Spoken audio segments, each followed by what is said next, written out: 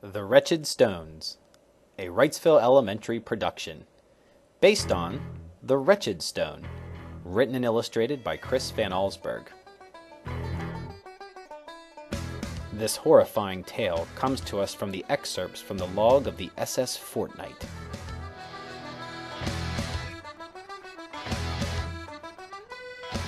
May 8th. We finished bringing supplies aboard early this morning. At midday, we left on the tide and found a fresh breeze just outside the harbor. It's a good omen that our voyage has begun with fair winds and a clear sky. May 9th. The first mate, Mr. Howard, has brought together a fine crew. These men are not only good sailors, they are also accomplished in many other ways. Many of them read and have borrowed books from my small library. Some play musical instruments, and there are a few good storytellers among them. May 17th. Our voyage is going quite well. The usual boredom that comes with many days at sea is not present on this ship. When the members of this clever crew are not on duty, I find them singing and dancing to amuse each other on the deck below. June 5th. Land ho! Slightly before sunset, we spotted an island. I've consulted my charts, but do not see it recorded. This is odd, since ships have sailed through these waters for years. Apparently, they have all missed this small place. We're low on water, and I would be happy to find fresh fruit growing here. Tomorrow, I will take some men ashore and look about. June 6th. I've just returned from the island, and it is strange indeed. The vegetation is lush, but not a single plant bears fruit. The air has an odor that at first seems sweet and pleasant, then becomes an overpowering stink. I saw no sign of animal life, not even an insect. We found a spring that had water too bitter to drink. We also discovered something quite extraordinary, which we brought on board. They are rocks, but a portion of them are flat and smooth as glass. From their surface comes a glowing light that is quite beautiful and pleasing to look at. With great effort, we were able to get them aboard, and we have finally set sail again and are underway. June 10th. The crew is fascinated by the rocks. When they're not needed on deck, they're down below, gazing in silence at the peculiar light it gives off. I miss the music and storytelling that had become part of our ship's life. The last few days have passed quite slowly. The men, however, seem perfectly content. I'm sure their interest in the stones will soon fade away. June 13th. Something is wrong with the crew. They rarely speak, and though they swing through the rigging more quickly than ever, they walk the decks in a clumsy, stooped-over fashion. Last night I heard shrieks coming from the forward hold. I believe they've contracted some kind of fever that came on board with the stones, and I told Mr. Howard that tomorrow I will have all the stones thrown overboard. June 14th. This morning I awoke to find the ship's deck deserted. The wheel was tied steady with a rope. I believe the men heard about my plan to throw the stones overboard.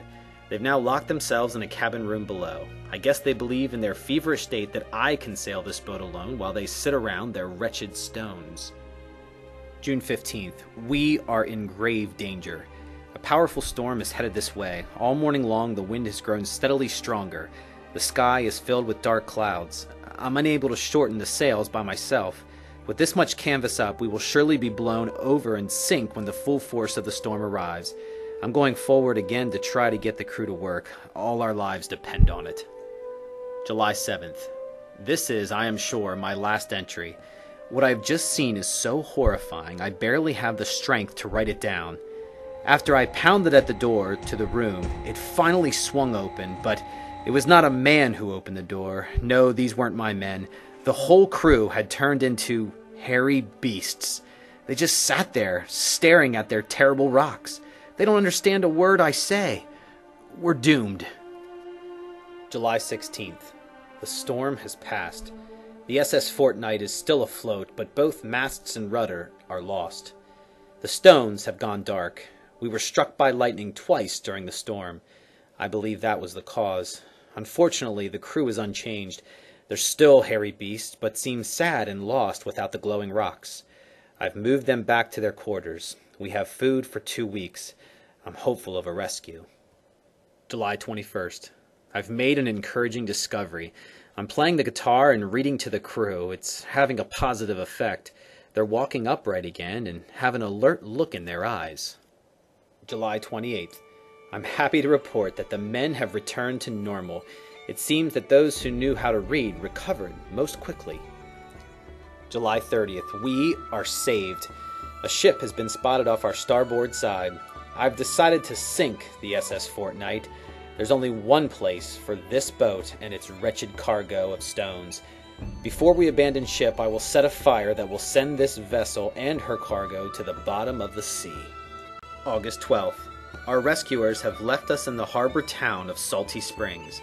One by one, the crew should be able to sign on to ships passing through and work their way home. We've made an agreement not to talk about the strange events that took place aboard the SS Fortnight.